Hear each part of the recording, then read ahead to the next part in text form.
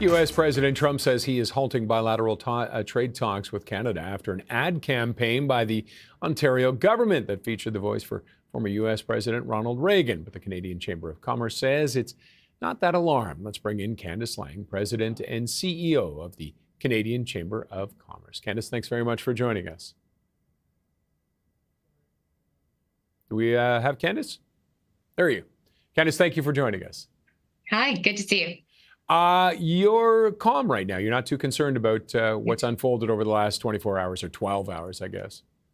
Yes, tired but calm would be a good way to describe it. But you're absolutely correct. I would say, business isn't sounding the alarm and remains focused on the long-term relationship between Canada and the U.S. And as we looked at the last meetup of our leaders in the Oval Office, I think the recognition that the Canada-U.S. relationship is unique and extremely complex. We are, looking at 3D chess when we're really looking at the complexity of our negotiations. And so while any breakdown in bilateral talks is not good and concerning, the focus remains on the longer term. And of course, what we're starting consultations for now, our review of our continental trade agreement. And I'm sure in previous negotiations, there have been acrimonious moments like this, shall we say, that both sides realize they need to work through?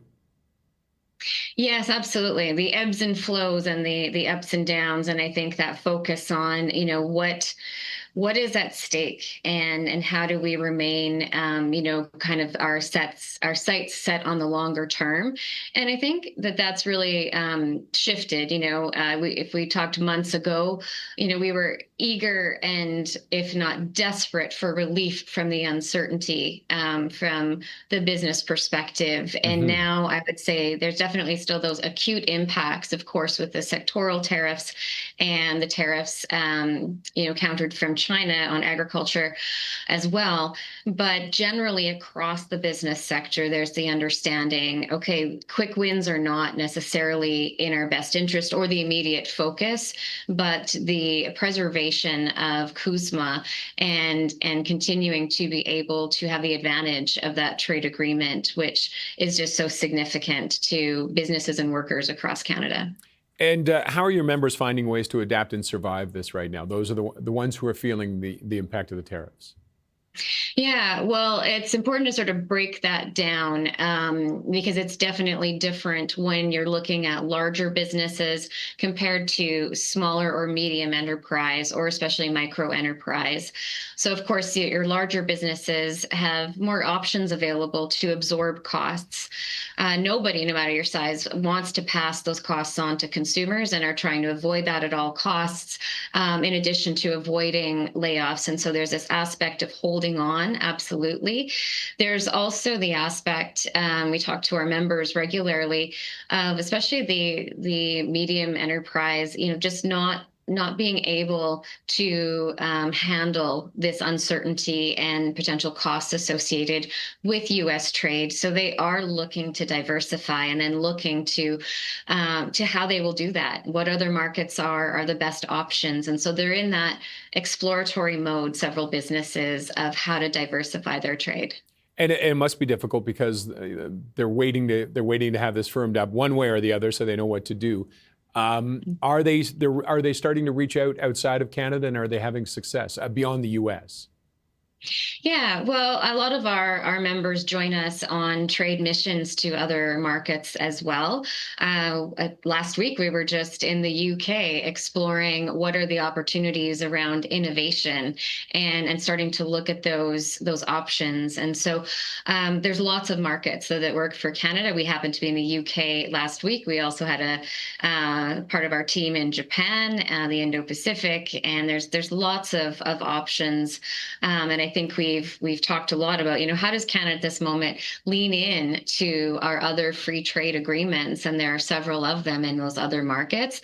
And in a way, it's almost overwhelming for business because they may not know where to start. But that's where we really try to listen to what their key questions are, what what do they need in terms of building that trade capability? And so that's where the Chamber of Commerce and the Chamber network across the country really tries to help our businesses. And what are they telling you about that? What do they need? Well, for some, it's literally just starting with 101. Like, what markets should I be looking at? What would it take to even get set up? What do I need to be thinking about when it comes to exporting, let's just say goods? What do I need to consider in my business in order to be able to do that? So it can be everything from, they need the initial boot camp or a trade accelerator program, which is available through the Chamber network, right to that maybe last mile of they're ready to get into market and they want to go with a delegation and deepen those ties and specific business to business relationships. And now, of course, there's been a lot of talk about interprovincial trade as well, removing the barriers. This has been 6 months now, 8 months almost. Are you starting to see those barriers come down, and are people reaching out across the country and try and find business that way? Well, thank you for that question, because that is something I think we need to continue to push on and maintain our momentum on. As I often say, at the end of the day, Canada needs to maintain its best and biggest customer, which is our trade with the US. We need more than one customer, so we'll diversify our trade, and we need to be our own best customer. And I think we have some good MOUs that are new in the scene and established, but really there's much more we should push forward with and make sure we're progressing on when it really comes to capitalizing on knocking down some of those internal trade barriers. So that's something we're continuing to work on across our chamber network across Canada. Okay. Candace, thank you very much for joining us. Thanks for having me. Candace Laing is the president and CEO of the Canadian Chamber of Commerce.